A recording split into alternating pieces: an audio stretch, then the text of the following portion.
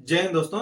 जो उत्तर प्रदेश पुलिस भर्ती में 60,244 पदों पर भर्ती प्रक्रिया चल रही है, इसमें अब आपका अगला चरण डीबीपीएसटी और इसके बाद पीईटी होना है। तो जो आपका डॉक्यूमेंट्स वेरिफिकेशन होना है उसमें आप बहुत कंफ्यूजन है कि जो आपको जितने भी डॉक्यूमेंट्स लगना है उसको अटेस्टेड करवाना है तो कौन से राजपत्रित अधिकारी से करवाए, कौन से करवाना सही रहेगा।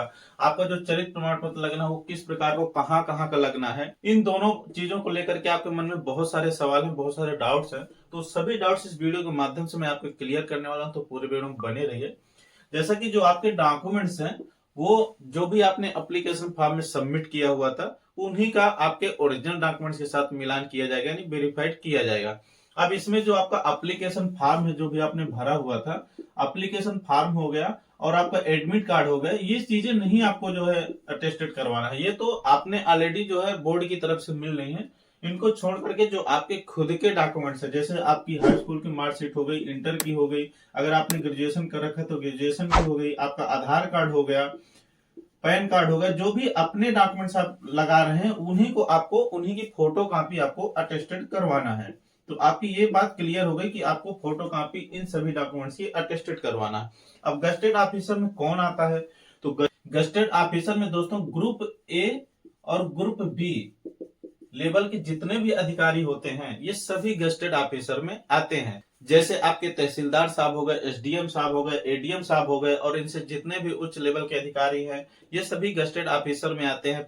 पुलिस विभाग में जैसे सर्किल ऑफिसर यानी जो सीओ रैंक के अधिकारी होते हैं तो वो राजपत्रित अधिकारी में आते हैं वो, या उनसे उच्च अधिकारी आप किसी से भी करवा सकते हैं। किसी भी सरकारी हॉस्पिटल के जूनियर डॉक्टर या इनसे उच्च पद के जितने भी डॉक्टर हो सभी आपके गस्टेड ऑफिसर के अंतर्गत आते हैं। और जो बिजली विभाग के अधिशासी अभियंता होते हैं ये आपके गस्टेड ऑफिसर में आते हैं। इसके बाद जो सरकारी कॉलेज है वहां के प्राचार्य यानी प्रधानाध्यापक ये सभी गस्टेड ऑफिसर में आते हैं। इनमें से जो भी गस्टेड ऑफिसर आपको सुटेबल तरीके से मिल सकते हैं वहां से आप अपने डॉक्यूमेंट्स को वेरीफाइड करवा सकते हैं। सबसे बेहतर दोस्तों मैं आपको बता दूं तो एक तो जो सरकारी कॉलेज हैं आपके आसपास होंगे वहां के प्रधानाध्यापक से आप करवा सकते हैं, एक प्रति प्रमाणित करवा सकते हैं। कम से कम 2 फोटोकॉपी आपको अटेस्टेड करवा कर ले जाना, मान लीजिए एक में कोई इशू हो तो दूसरा काम कर जाएगा। तो एक तो सरकारी कॉलेज के आप प्रधानाध्यापक से करवा सकते हैं, दूसरा आप पास के किसी भी सरकारी हॉस्पिटल चले जाइए, वहां के किसी भी जूनियर डॉक्टर या फिर उनसे उच्च पद के डॉक्टर से आप जो है एक प्रति प्रमाणित करवा सकते हैं, या फिर आप तहसीलदार साहब से, एसडीएम साहब से कहीं से भी आप करवा सकते हैं। तो ये आपका जो राजपत्रित अधिकारी वाला पॉइंट है ये आपका क्लियर हो गया होगा कि कौन से डॉक्यूमेंट्स और कहां से कैसे वेरीफाइड करवाना है। इसके बाद दोस्तों अगर बात करें चरित्र प्रमाण पत्र की, तो पहली बात चरित्र का मतलब आपका जो करेक्टर है उसी का वेरिफिकेशन होता है। तो यहाँ पर आपका सिर्फ डीबी होना यानी डॉक्यूमेंट्स वेरिफिकेशन होना, आपका चरित्र सत्यापन नहीं किया जाएगा। चरित्र सत्यापन आपका मेडिकल के समय होता है, मेडिकल के तुरंत बाद किया जाता है। और जो चरित्र है वो आपका 6 मंथ पुराना नहीं होना चाहिए, यानी 6 मंथ से अधिक पुराना नहीं होना चाहिए। तो जब आपका मेडिकल होगा उस समय आपका चरित्र जमा कराया जाएगा। और चरित्र कहाँ कहाँ का जमा कराया जाएगा?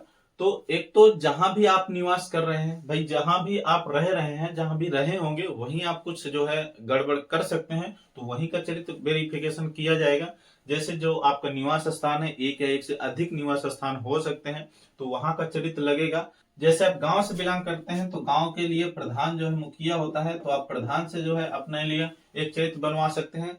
यदि आप शहर से बिलोंग कर रहे हैं तो शहर में जैसे सभासद वगैरह होते हैं तो वहां से आप एक जो है चरित्र प्रमाण पत्र उनकी मोहर और सिग्नेचर के साथ बनवा सकते हैं। इसके बाद जहां से भी आपने हाई स्कूल किया हुआ है 10th, वहां का हाई स्कूल का जो है चरित्र प्रमाण पत्र लगेगा। तो प्रधान वाला तो उसमें लिखा जाता है कि मैं प्रमाणित करता हूं कि आपका नाम फला फला जो भी है, सनाप में फिर निवासी जो भी है आपका एड्रेस का मूल निवासी है, मैं इनको भली भांति जानता हूँ और इनके उज्जवल भविष्य की कामना करता हूँ। ये लाइन लिखी होती है और प्रधान के साइन मोहर होते हैं, तो आपका चरित्र एक यहाँ का बन जाएगा। इसके बाद जो हाई स्कूल और इंटर के होते हैं स्कूल से बनते हैं, स्कूल के प्रोफार्मा में ही बनाए जाते हैं। उसमें लिखा होता है कि जो भी आप कैंडिडेट है आपका नाम पता पूरा सब कुछ मेंशन होता है। फला सत्र में यानी जितने भी दिन आपने उस स्कूल से पढ़ाई किया तो वही पूरा मेंशन करते हुए लिख दिया जाता है कि इतने जो है सत्र तक आपने शिक्षा ग्रहण यहाँ से किया, उस समय आपका चरित्र उत्तम था। ये चीजें जो है दर्शा दी जाती हैं। तो इसी तरह हाई स्कूल का, इंटर का, यदि आपने ग्रेजुएशन कर रखा है तो वहां का भी ये चीजें आपकी चरित्र प्रमाण पत्र के रूप में लगाई जाती हैं। लेकिन ये मेडिकल के समय जमा होती हैं, इसलिए आप इसमें इतना ज्यादा घबराए नहीं, ना इसमें कोई जल्दबाजी का काम है। ये सब 1 दिन 2 दिन में आप इनको बनवा सकते हैं। तो दोस्तों उम्मीद करता हूं कि आपके सभी पॉइंट्स इन दोनों बातों को लेकर के क्लियर हो गए होंगे। फिर भी अगर कोई सवाल है तो आप कमेंट बॉक्स में लिख सकते हैं या फिर मेरे टेलीग्राम ग्रुप में जुड़ जाइए। यहाँ पर सभी प्रकार की अपडेट और क्वेरी का जवाब मैं देता रहता हूँ। Thanks for watching.